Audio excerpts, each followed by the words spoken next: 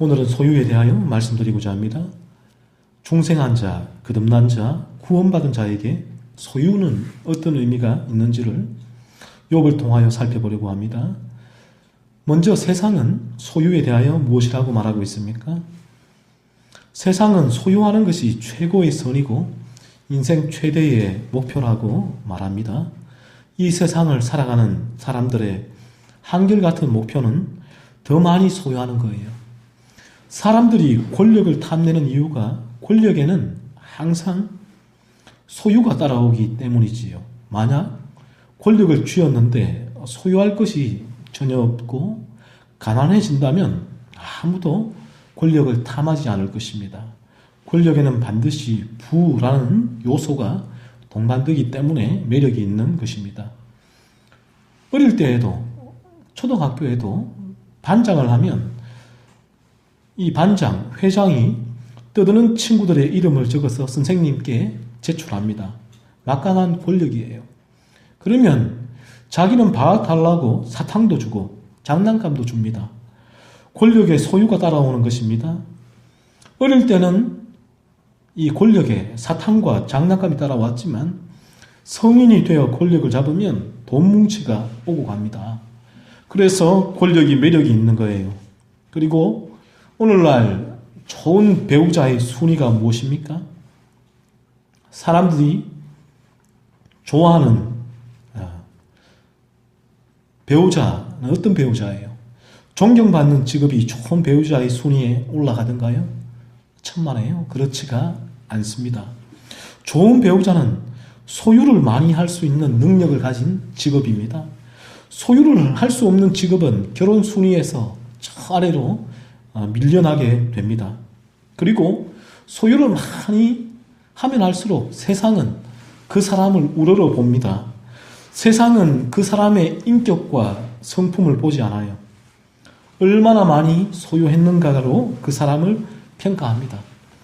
세상은 그 사람이 타고 다니는 차로, 그 사람이 살고 있는 집 평수로, 그 사람이 입고 있는 옷으로, 그 사람이 졸업한 학교로 그 사람을 평가하고 가치를 매깁니다. 이것이 세상이 사람을 평가하는 기준입니다.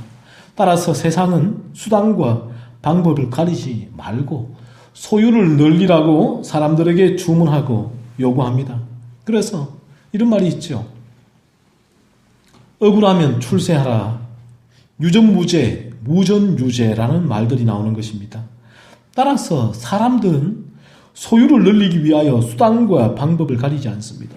왜냐하면 세상은 정직과 진실과 신의가 선이 아니라 이것들보다 더 확실하고 명백한 선은 소유라고 말하기 때문입니다. 그래서 장사꾼들도 사업가들도 정치인들도 교사들도 공무원들도 심지어 목회자들 중에도 더 소유하기 위하여 수단과 방법을 가리지 않고 거짓말을 밥 먹듯이 하는 사람들이 있습니다. 소유가 선이란 것이에요. 보십시오. 세상은 소유를 최고선이라고 말하고 있고 세상의 사람들은 이 선을 획득하기 위하여 수단과 방법을 가리지 않고 살아가고 있습니다. 그렇다면 성경은 소유에 대하여 무엇이라고 말하고 있는가 하는 것이에요. 중생한 자, 구원받은 자, 거듭난 자는 소유에 대하여 어떠한 태도를 취하고 있는가 하는 것입니다.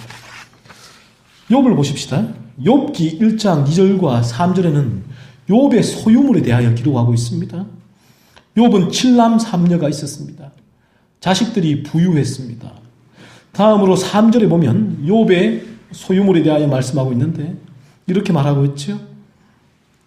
그의 소유물은 양이 7,000마리요, 낙타가 3,000마리요, 소가 500결이요, 암나귀가 500마리이며 종도 많이 있었으니 이 사람은 동방 사람 중에 가장 훌륭한 자라. 소유물이 아주 많았습니다. 즉 부자였습니다. 욥은 남부러울 것 없는 사람이었습니다.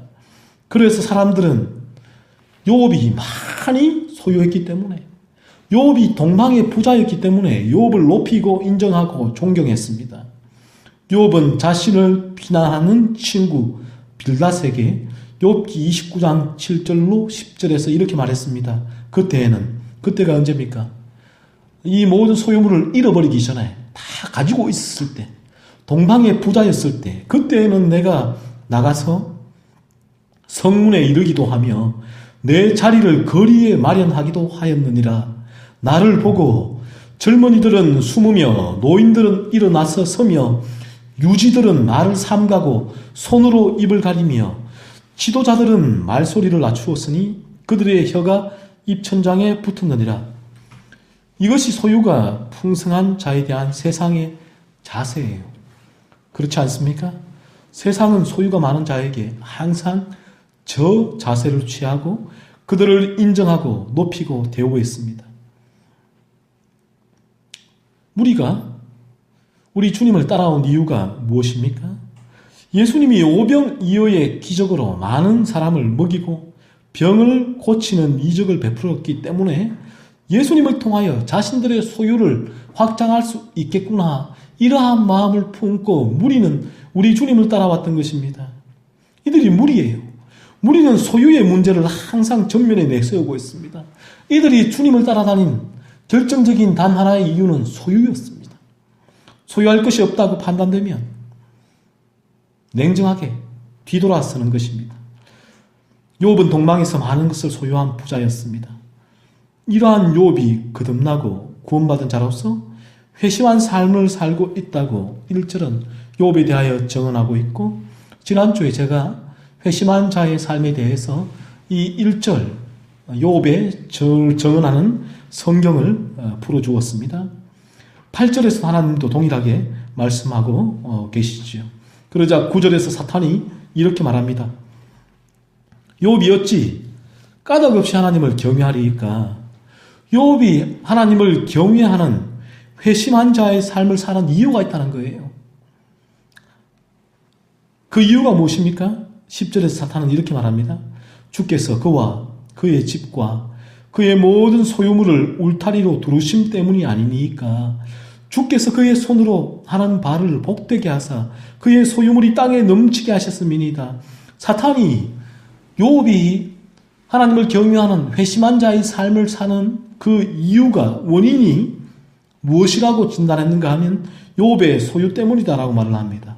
하나님께서 욥에게 소유를 풍성하게 주셨기 때문에 욥은 하나님을 섬기는 회심한 자의 삶을 살아갔다는 것이에요. 에베소서 2장 2절에 보시면 그때 너희는 그 가운데서 행하여 이 세상 풍조를 따르고 공중의 권세 잡은 자를 따랐으니 곧 지금 불순종의 아들들 가운데서 역사하는 영이라 라고 말씀하고 있죠. 세상의 정신과 가치관과 세계관을 지배하고 있는 존재가 사탄이라고 성경은 말씀합니다. 사탄은 이러한 존재입니다. 세상의 소유를 최고의 가치와 지고선으로 삼고 있는데 이는 곧 사탄에서 비롯되었습니다. 따라서 오늘 본문에서 사탄의 정신과 가치관과 세계관을 읽을 수 있습니다. 사탄이 보기에는 소유가 지고선이었군요. 최고의 가치였기 때문에 인간이 하나님을 믿는 이유도 사탄이 가지고 있는 최고선, 지고선, 최고의 가치, 소유 때문이다라고 보는 것입니다. 소유 없이는 하나님을 믿는 신앙은 불가능하다는 것이 사탄의 논리였습니다. 그러므로 진실로 교회에 나오는 모든 자들도 그들이 교회에 나와 하나님을 섬기는 이유가 복 때문이라는 거예요. 사탄의 논리입니다. 복 받지 않는다면, 복이 없다면 사람들은 하나님을 믿지 않을 것이다 라는 것입니다. 그러자 12절에서 하나님께서는 사탄에게 이렇게 말씀하십니다. 내가 그의 소유물을, 욥의 소유물이지요, 다 네 손에 맡기노라. 다만 그의 몸에는 네 손을 대지 말지니라. 중생에서 회심한 신자는 소유 때문에 그런 믿음의 삶을 사는 것이 아니라 라고 하나님은 사탄에게 말씀하셨습니다. 사탄이 생각하는 것처럼 소유가 회심한 자들에게는 지고선이고 최고 가치가 아니라라는 것이에요. 욥이 회심한 자의 삶을 살아가는 것은 소유 때문이 아니라는 것입니다. 따라서 소유는 중생과 회심에 아무런 영향을 미칠 수가 없는 것이고, 소유를 지고선이고 최고의 가치로 여기지 않는 자세와 태도가 회심의 증거가 되는 것입니다. 회심한 사람은 소유를 최고선, 최고 가치, 지고선으로 여기지를 않습니다. 사탄은 인간이 자신의 소유 때문에 하나님을 믿는 것이 아니라는 하나님의 말씀을 도무지 이해할 수가 없었습니다. 이해가 안 되는 거예요. 그래서 믿을 수가 없는 것입니다. 사탄에게 소유는 절대 선이었고 최고의 가치였기 때문입니다. 그래서 사탄은 광야에서도 예수님을 시험할 때 무엇으로 시험했습니까? 소유로 시험했습니다. 자기가 가지고 있는 절대선, 최고의 가치인 소유로 예수님을 시험했지요. 돌을 떡으로 만들어라. 천사가 너의 소유임을 입증해라. 천지를 소유할 수 있다. 사탄은 욥의 회심한 삶도 하나님으로부터 떨어지는 콩고물이 있었기 때문이라고 확신을 했습니다. 하나님께서 만약에 이러한 더 이상 콩고물을 주지 않으시고 욥의 소유물을 거두어 가신다면 욥의 회심한 삶도 그 즉시 무너질 것이라고 사탄은 믿었습니다. 이제 사탄은 하나님께서 허락한 범위 안에서 욥의 소유를 거두어 가기 시작합니다. 15절에 보면 소와 나귀와 종들이 욥의 소유의 목록에서 지워졌습니다. 16절에는 양과 남은 종들이 또 사라졌습니다. 17절에서도 낙타와 남은 종들이 사라졌습니다. 18절에는 가장 끔찍하고 비참한 일이 일어나는데 바로 욥의 자녀들의 죽음이었습니다. 자녀들은 욥의 분신입니다. 욥의 다른 재산과는 비교할 수 없는 존재들이었습니다. 자녀들마저 욥에게서 사라졌습니다. 사탄은 철저하게 하나님께서 허락한 범위 안에서 욥의 모든 소유의 목록을 하나씩 모든 것을 지워버렸습니다. 너무나 끔찍한 상황이었습니다.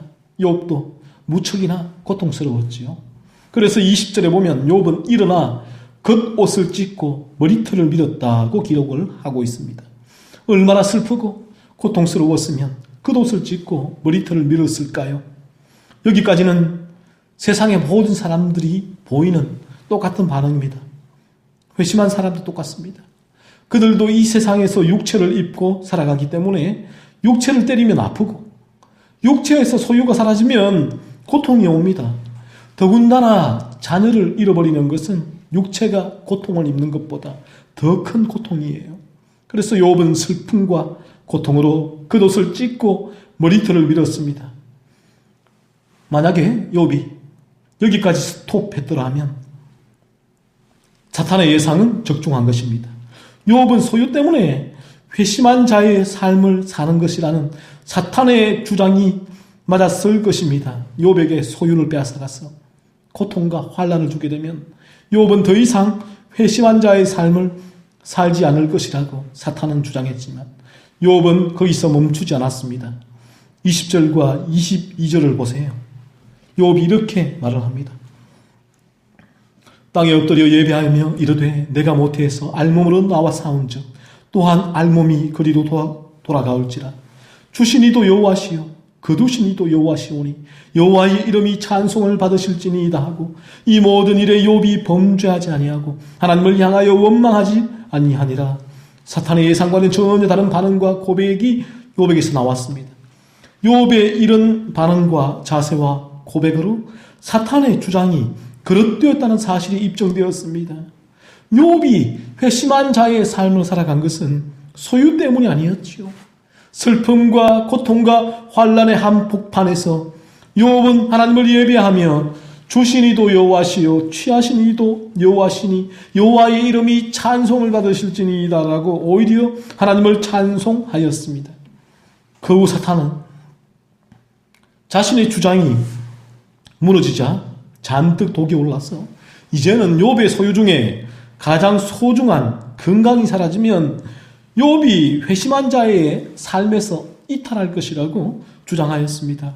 그러자 하나님은 사탄에게 한 번 더 해보라고 허용해 주셨고 사탄은 욥의 건강을 쳐서 발바닥에서 정수리까지 종기가 나게 하셨습니다. 심지어는 아내가 이렇게 말하였지요. 아내가 욥에게 당신이 그래도 자기의 온전함을 굳게 지키느냐? 하나님을 욕하고 죽어라. 당신의 삶을 보아라. 모든 소유물을 다 잃어버려. 심지어 자녀들까지 다 잃어버리고 건강까지 잃어버렸다. 하나님을 욕하고 죽어라. 아내가 이렇게 욥을 비난하며 집을 나가버렸죠. 떠나버렸습니다. 사탄은 이제 욥이 하나님과 신앙과 회심한 자의 삶을 버릴 것이라고 믿어 의심치 않았지만 욥기 2장 10절에서 욥은 이렇게 고백하며 사탄의 그릇된 주장을 무력화시켰습니다. 그대의 말이 한 어리석은 여자의 말 같도다. 우리가 하나님께 복을 받았은즉 화도 받지 아니하겠느냐 하고 이 모든 일에 욥이 입술로 범죄하지 아니하니라. 욥은 소유 때문에 회심한 자의 삶을 살아간 것이 아니었습니다. 회심한 자에게 소유는 그리 중요한 문제가 되지 않습니다. 세상의 정신과 가치관과 세계관이 주장하듯이 소유가 지고선, 절대선이고 최고 가치가 되지 않아요. 물론 소유가 적다면 회심한 자도 그의 삶이 불편하기는 하겠지만 그들에게 그런 삶의 불편은 하등의 문제가 되지는 않습니다. 오히려 이들은 소유를 최고선으로 여기는 세상을 경멸하고 무시하며 하나님을 섬기는 삶을 살아갑니다. 그런 삶을, 세상이 추구하는 삶을 살아가는 자들의 삶을 오히려 경멸하는 것입니다. 소유가 주어지든지 그렇지 않든지 이것이 그에게 하나님과의 관계에 아무런 영향도 미치지를 않아요. 이들은 중생하고 회심하였기에 그런 삶을 살아가는 것일 뿐이지 소유가 이런 삶에는 아무런 영향도 미치지 않는 것입니다. 따라서 거듭나서 회심한 자의 삶에는 소유가 끼어들 공간이 없습니다. 소유가 회심한 자의 가치와 우선순위에 끼어 들어올 자리가 없습니다. 바울의 고백을 들어보십시오. 빌립보서 3장 8절에 또한 모든 것을 해로 여기면 내 주 그리스도 예수를 아는 지식이 가장 고상하기 때문이라. 내가 그를 위하여 모든 것을 잃어버리고 배설물로 여기며 소유를 배설물로 여긴다 고백합니다. 그리스도를 얻고 모세의 고백입니다. 히브리서 11장 26절 그리스도를 위하여 받는 수모를 애굽의 모든 보화보다 더 큰 재물로 여겼으니 이는 상 주심을 바라봅니다. 애굽의 모든 보화 소유보다 더 큰 재물로 그리스도를 위하여 받는 수모를 여기고 애굽의 왕궁을 떠나버렸습니다. 하박국의 고백입니다. 하박국 3장 17절로 18절입니다. 비록 무화과 나무가 무성하지 못하며 포도나무에 열매가 없으며 감람나무에 소출이 없으며 밭에 먹을 것이 없으며 우리의 양이 없으며 외양간에 소가 없을지라도 나는 여호와로 말미암아 즐거워하며 나의 구원의 하나님으로 말미암아 기뻐하리로다. 이들의 고백이 회심한 자들이 추구하는 믿음의 방향이에요. 소유를 추구하며 바라보는 방식이 소유를 추구하지 않고 살아가는 이 삶의 방식이 하나의 회심의 증거가 되는 것이죠. 그렇다면 중생을 추구하며 회심한 자들이 모이는 교회는 소유에 대하여 어떠한 자세와 태도를 취하는 것이 마땅하겠습니까? 소유가 사람과 교회를 평가하고 판단하는 기준이 되어서는 안 됩니다. 소유가 신앙의 목적의 한 자리를 차지해서도 안 되고요. 그런데 왜 오늘날 많은 교회들에서 소유를 가지고 사람과 교회를 판단하고 재단하고 평가하고 있습니까? 교회에서도 소유를 많이 한 사람들, 헌금을 많이 한 사람들, 예산이 많고 재정이 넉넉한 교회들을 바라보고 대하는 자세와 태도가 왜 달라야 하는 것입니까? 사람과 교회를 평가하고 판단하는 기준에 소유가 조금이라도 개입된다면 올바른 교회가 아니고 올바른 신앙도 아닙니다. 오직 교회와 신자들은 안경의 왼쪽 알은 중생, 오른쪽 알은 회심이라는 안경을 쓰고 사람들과 교회를 바라보아야 합니다. 그런데 오늘날 소유를 내세워서 소유를 신앙의 목적 중에 하나로 세워놓고서 사람들을 교회로 나오게 하는 경우가 있습니다. 너무나 비성경적인 처사예요. 이것은 사탄의 가치관과 세계관과 정신을 따르는 것입니다. 그래서 존 메가더 목사님은 조엘 오스틴의 레이크우드 교회를 보고 사탄적인 교회라고 하는 것입니다. 그 목사와 교회가 사탄처럼 생긴 것이 아니에요. 광명한 천사처럼 생겼죠. 조엘 오스틴 목사는 얼마나 핸섬하고 매너 있는 사람이고 달변가인지 모릅니다. 그러나 그 목사와 교회가 추구하는 바가 소유입니다. 소유의 확장이에요. 끊임없이 긍정의 에너지를 발하면 원하는 것을 소유할 수 있다고 주장합니다. 이 교회가 추구하는 목표가 소유입니다. 그래서 사탄적이라고 하는 것이에요. 회심의 증거는 소유에 대한 세상의 정신과 가치관과 세계관을 따르지 않는 것입니다. 회심하기 전에는 소유의 얽매인 삶을 살았습니다. 소유와 생존이 결부되어 있기 때문에 더 많이 소유하기 위하여 신앙도 종교로서 이용을 하였습니다. 그러나 회심한 후에는 소유가 그의 인생을 더 이상 좌지우지할 수 없습니다. 오직 복음만이 그의 인생을 좌지우지할 수 있습니다. 소유하기 위하여 인생을 살아가는 삶에서 벗어나서 하나님의 나라와 영광을 위하여 인생을 살아가게 됩니다. 소유의 삶에서 복음의 삶으로의 방향 전환이 일어나게 됩니다. 그리고 이런 고백을 하게 되지요. 그러므로 염려하여 이르기를 무엇을 먹을까, 무엇을 마실까, 무엇을 입을까 하지 말라. 이는 다 이방인들이 구하는 것이라. 너희 하늘 아버지께서 이 모든 것이 너희에게 있어야 할 줄을 아시느니라. 그런즉 너희는 먼저 그의 나라와 그의 의를 구하라. 그리하면 이 모든 것을 너희에게 더하시리라.